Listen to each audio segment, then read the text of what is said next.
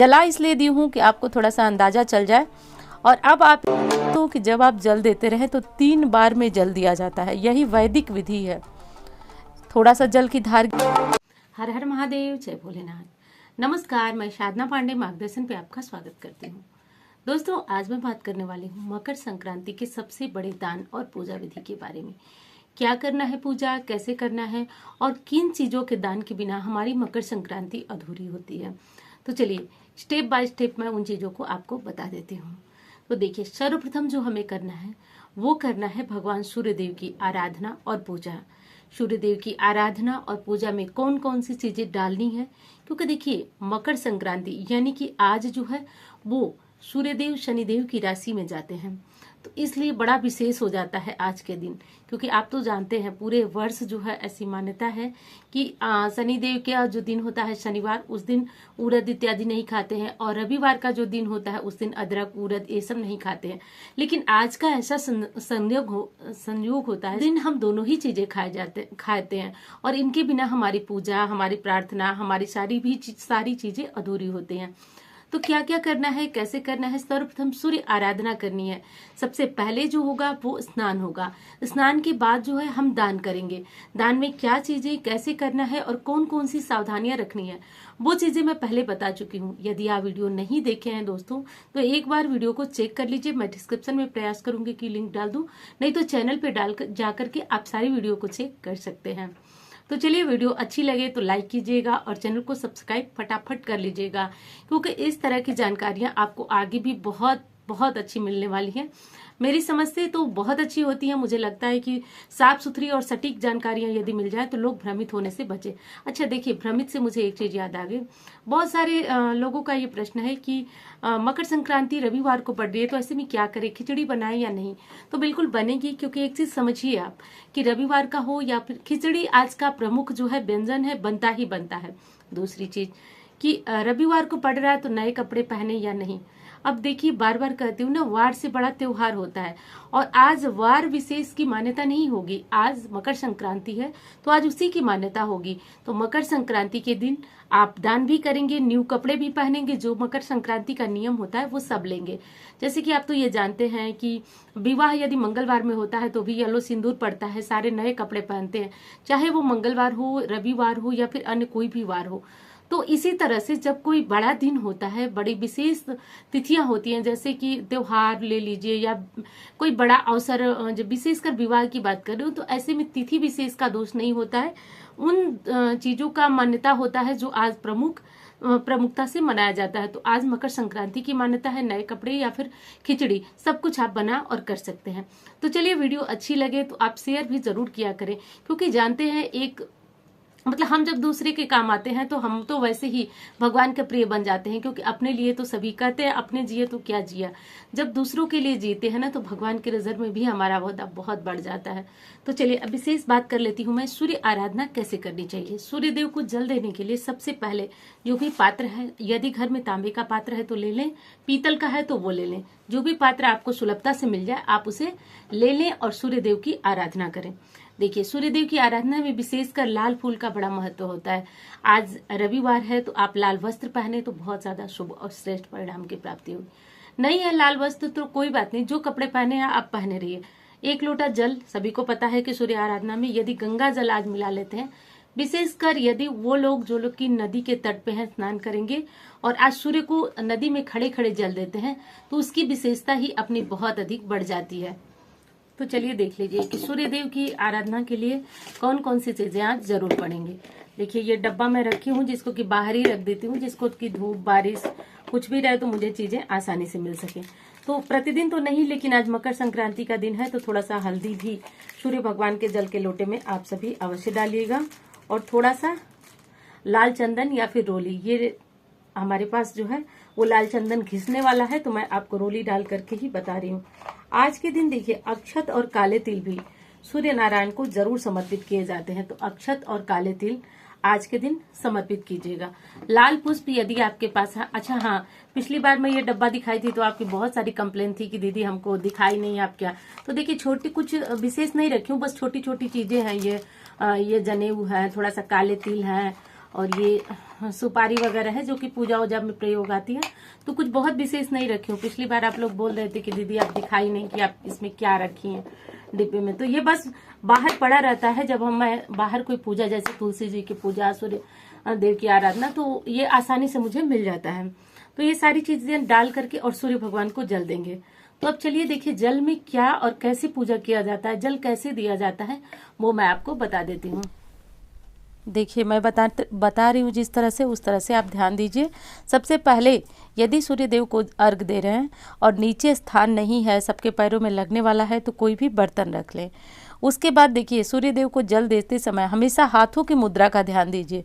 दोनों अंगूठों को जो है स्पर्श नहीं कराया जाता है लोटे से। हमेशा जो है हाथ के अंगूठों को अलग रखा जाता है। 4 उंगलियों के बीच लोटे को पकड़कर जल अर्पित किया जाता है। जल देते समय ओम घृणी सूर्याय नमः, ओम घृणी सूर्याय नमः मंत्र का जप किया जाता है। अगली चीज़ है दोस्तों कि जब आप जल देते रहें तो 3 बार में जल दिया जाता है। यही वैदिक विधि है। थोड़ा सा जल की धार गिराए, जितनी पतली हो सके, और जल की धार के बीच से सूर्य देव को देखा जाता है। उसके बाद रुक जाइए। रुकने के बाद फिर दोबारा सब मिलाकर 3 बार में सूर्य नारायण को अर्घ्य दिया जाता है। विशेष मकर संक्रांति पे तो ये विधि आप कर ही लीजिए। और उसके बाद जल समाप्त होने के बाद जल के लोटे को माथे से लगाकर सूर्य देव को प्रणाम कर लीजिए। और हाँ, एक चीज़ का और ध्यान दीजिए, हमेशा हाथों की मुद्रा का ध्यान दीजिए।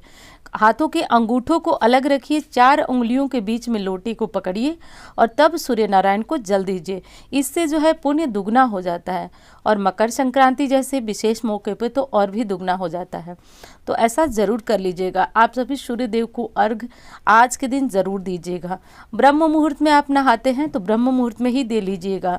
ये मत सोचिएगा कि सूर्य जब निकलेंगे तब देंगे। जब आप नहा रहे हैं उसके बाद दान करिए, दान के बाद सूर्य नारायण को अर्घ्य दीजिए। ये कर लीजिएगा। मंत्र मैंने बता दिया, ओम घृणी सूर्याय नमः या फिर ओम आदित्याय नमः। अब परिक्रमा की बारी आती है। तो जैसे पूरब की तरफ मुंह करके खड़े हैं, तो आप घूमेंगे जब, तो उत्तर की तरफ पहले मुंह करिएगा, उसके बाद उत्तर की तरफ मुंह करके और तब घूमा जाता है। दक्षिण की तरफ मुंह करके मत घूमिएगा, उत्तर की तरफ मुंह करके हमेशा घूमा जाता है। और 3 परिक्रमा कर सकते हैं, 1 कर सकते हैं, 5 कर सकते हैं, और इस तरह से करके आपकी परिक्रमा पूर्ण होती है। सूर्य देव की पूजा आराधना के ये बहुत बहुत ज़्यादा विशेष तरीका है। देखिए सूर्य देव ना आत्मा के कारक तो हैं ही। जीवन में सुख, मान सम्मान, पिता का जो प्रॉपर्टी होती है या फिर पिता से जुड़े हुए जो आपके मसले होते हैं उनका समाधान होता है। सरकारी नौकरी के कारक भी सूर्य होते हैं। तो आप ये सब ज़रूर कर लीजिएगा। मकर संक्रांति की पूजा जो है पूरे साल की पूजा का फल आपको दिलाती है। तो पीछे मैंने बता ही दिया लोटे में क्या डालें, कैसे डालें, क्या करें। तो सारी विधियों का आपको ध्यान रखना है। एक एक करके सारी विधि, सारे नियम आपको पूर्ण कर लेना है। दोस्तों सूर्य आराधना करते समय हमेशा इस चीज़ का ध्यान रखा जाता है कि सूर्य देव को जल देते समय जो है वो मंत्र, आप पुरुष हैं तो गायत्री मंत्र जपिए, महिला है तो सूर्य गायत्री मंत्र का जप भी कर सकते हैं, और नहीं कर सकते तो सबसे अच्छा और तेज प्रभाव देने वाला ओम घृणी सूर्याय नमः मंत्र है, तो आप इसका जप भी कर सकते हैं। तो ये कर लीजिएगा दोस्तों। तो अब देखिए, अब मैं बता रही हूँ आपको कि दूसरी पूजा आपको कौन सी करनी है। देखिए सभी दानों में महादान कहा जाता है दीपदान। तो आज के दिन जो है मकर संक्रांति की शाम को 14 दीपों का दान किया जाता है। 14 दीपदान जो है बहुत ज़्यादा विशेष और आवश्यक होते हैं। 14 देव स्थानों पर एक स्थान पर भी रख सकते हैं, और ये 14 दीप आप गंगा किनारे भी जला सकते हैं। जो लोग गंगा नहाने गए हैं वो सुबह सुबह ही गंगा जी की बहती धारा में इन 14 दीपों को जला सकते हैं। और यदि आप घर में हैं, नहीं व्यवस्था हो पाई है, तो आप घर में ही आप इन दियों को 14 दियों को जला सकते हैं। वैसे तो शास्त्रों में बताया गया है कि पहला दीपक घर के मंदिर में, दूसरा दीपक जो है वो तुलसी के पास, तीसरा दीपक आपकी घर के मुख्य दरवाजे यानी कि दहलीज पर, और चौथा दीपक जो है वो आपको लक्ष्मी जी के सामने रखना चाहिए। 5वां दीपक कदम के वृक्ष पर, 6वां दीपक आंवले के वृक्ष पर, ध्यान से सुनते जाइएगा मेरी बात। 7वां दीपक बिल्व वृक्ष के पास रखना चाहिए। 8वां दीपक जो है वो जो भी आपके यहाँ पीपल का वृक्ष हो, लेकिन इस बार रविवार को पड़ रही है तो आप पीपल के नीचे न रख करके जहाँ भी आपको समझे, ऐसे घर के मुख्य दरवाजे पे ही 2 दीपक जलाइए। सब मिलाकर आपको 14 दीप किसी भी तरह जला ही देने हैं। अगला यानी कि आपको 7वां दीपक कहाँ जलाना है, तो 7वां दीपक आपको बरगद के वृक्ष के नीचे जलाना है। 8वां दीपक आपको जो आप अपने मतलब कहा जाता है कि गौशाला हो आपके निकट आसपास कहीं भी, तो आप 9वां दीपक गौशाला में जलाइए। 10वां दीपक अस्तबल यानी कि जहाँ घोड़े बांधा जाता है, तो अब ये चीज़ें तो मिलेंगी नहीं, घोड़े बांधने का स्थान तो मिलेगा नहीं। तो जहाँ मतलब जो चीज़ें दीपक जैसे कि आप नहीं जला रहे हैं, जहाँ जलाने में समर्थ है, वो दीपक आप अपने घर के मंदिर में बढ़ा सकते हैं, तुलसी के पास बढ़ा सकते हैं। 10वां दीपक जो है वो आप 11वां दीपक आपको अपने घर के पूर्वजों के लिए जलाना है। घर की दक्षिण दिशा में या फिर पानी के मटके के पास आप अपने पूर्वजों के लिए 11वां दीपक जलाएंगे। 12वां दीपक जो जलेगा वो आपके घर के जो पास निकटवर्ती जो मंदिर होगा वहाँ पे जलेगा। 13वां दीपक किसी भी शिव मंदिर में आपको ले जा कर के जला देना है।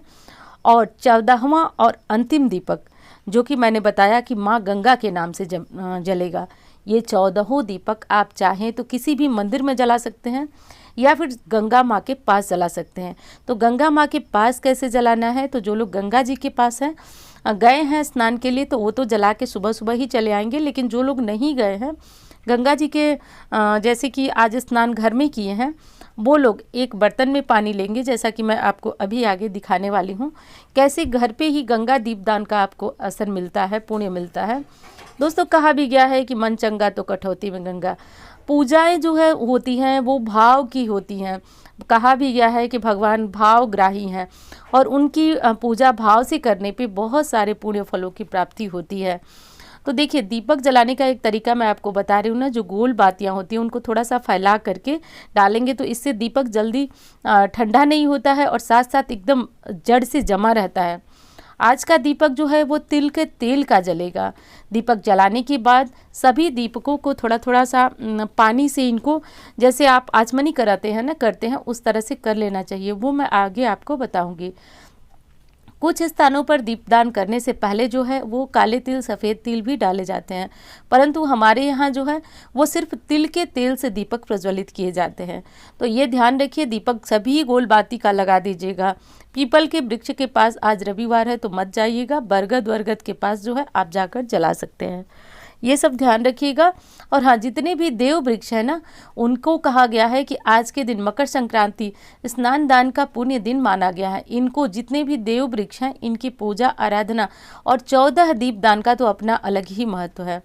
शास्त्रों में बताया गया है कि स्वर्ग की मतलब एक हंसी वाली कहावत है, लेकिन सुनिए कहा गया है कि स्वर्ग की सीढ़ी मिल जाती है 14 दीपदान करने से, मनुष्य कष्टों से मुक्त हो जाता है। तो इस तरह से करके आपको 14 दीपदान कर लेना है। एक ही स्थान पे मैं जला दी हूँ, जला इसलिए दी हूँ कि आपको थोड़ा सा अंदाज़ा चल जाए। और अब आप इनको थाली में लेकर के चाहे तो अलग अलग स्थानों पर जला सकते हैं। और यदि व्यवस्था नहीं है, आप बाहर जा ही नहीं सकते, तो जो भी वृक्ष है जैसे कि केले का वृक्ष है, तुलसी का वृक्ष है, जो भी है उनके पास 5-5 दीपक जला दीजिए, घर के मंदिर में जला दीजिए, लेकिन 14 दीपक आप जलाइएगा। आटे का दीपक भी आप बना सकते हैं, जैसे 14 दीपक नहीं है तो इस तरह हाथों में थोड़ा जल लेकर के और सभी दियों को आपको प्रणाम करना है। और थोड़ा सा इनको कहा जाता है कि आचमन कर लिया जाता है दियों का, उसके बाद आप अपने ले जा कर के इन दियों को जला सकते हैं। कहा जाता है कि ये दीपदान जीवन से कष्टों से मुक्ति देता है, लक्ष्मी प्राप्ति कराता है और इस तरह से करके आपके जीवन से कष्टों की मुक्ति होती है। और आज मकर संक्रांति है तो किसी भी तरह की कंजूसी मत कीजिएगा, आज कर ही लीजिएगा। और हाँ दोस्तों, इस तरह से थाली में बर्तन में पानी लेकर माँ गंगा का ध्यान करिए। ध्यान करते हुए कहिए कि माँ आपको मैं ये दीपक मतलब समर्पित कर रही हूँ, दीपदान कर रही हूँ। माँ गंगा में भाव से पूजा करिएगा। कहा भी गया है, बार बार कहती हूँ कि मन चंगा तो कठौती, भाव से पूजा करें तो माँ गंगा उस छोटे से बर्तन में भी विराजित हो ही जाती हैं। तो चलिए दोस्तों, वीडियो अच्छी लगे तो लाइक ज़रूर किया करें और चैनल को सब्सक्राइब भी कर लीजिएगा। और ये काम आप सभी ज़रूर करिएगा। और आपको और अच्छी लगती है तो आप इस जो है कि दूसरों के साथ शेयर कर सकते हैं। तो चलिए, ये वीडियो उम्मीद करती हूँ कि आपके लिए बहुत ज़्यादा हेल्पफुल रही होगी। ये 14 दीपदान आप सभी अपने अपने घरों में करिए। मकर संक्रांति की ढेरों शुभकामनाएं और